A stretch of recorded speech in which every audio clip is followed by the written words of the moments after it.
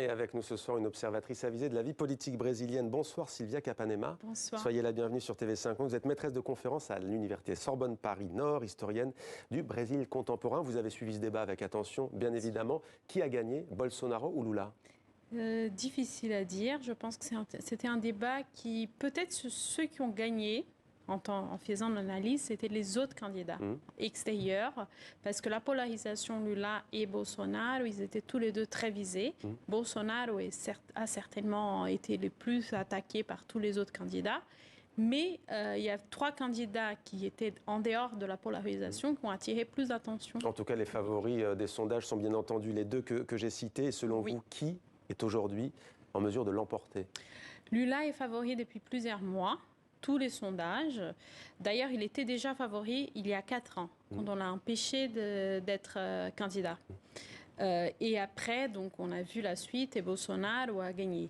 Pour l'instant, Lula, il est devant. Le dernier sondage de ce matin le place à 44% et Bolsonaro 32%. Mais justement, comment expliquez-vous que Lula jouisse encore d'une telle popularité alors qu'il a eu des déboires judiciaires? Il est allé en prison. De quoi est-il le symbole, selon vous?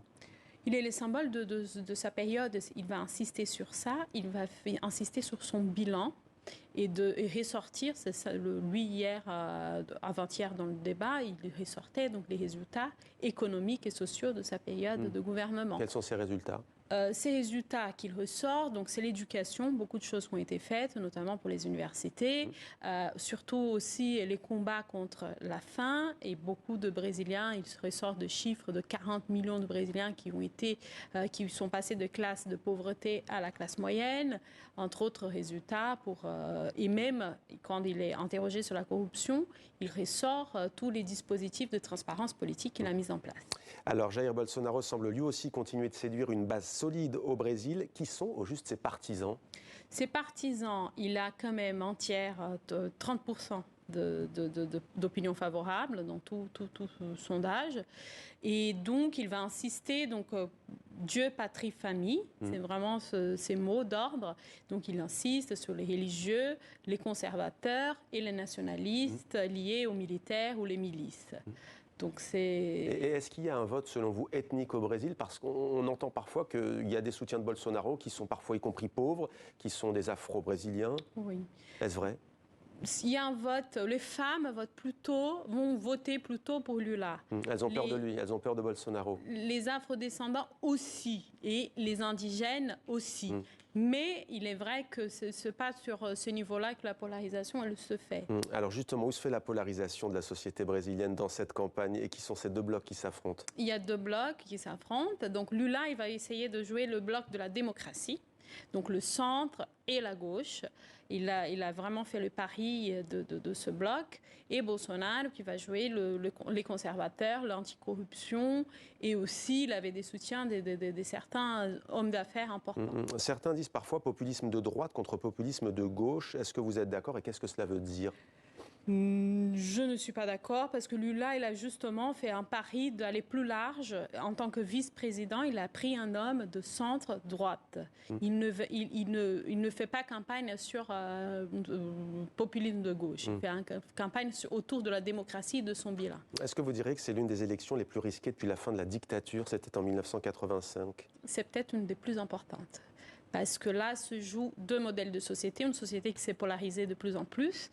Et aussi, est-ce que Bolsonaro pourra continuer avec ses mesures et son rejet malgré tout, ou il ne pourra pas continuer. Donc ça aussi est un enjeu. Ouais. Mais quel est le plus grand enjeu? Le Brésil, on a tendance à l'oublier, c'est une puissance mondiale, économique, militaire, politique également. La voix du Brésil compte sur la scène diplomatique mondiale. C'est quoi le grand enjeu? C'est le destin du Brésil qui se joue?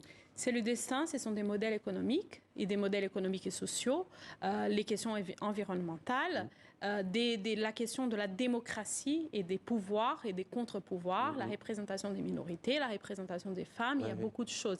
Et c'est l'héritage de la dictature, civile et militaire, ou pas. Juste en quelques mots pour finir, Boris Johnson qui démissionne, Donald Trump qui a été battu, les grands dirigeants populistes en grande difficulté. Est-ce qu'une victoire de Lula pourrait donner une nouvelle dynamique à la gauche latino-américaine?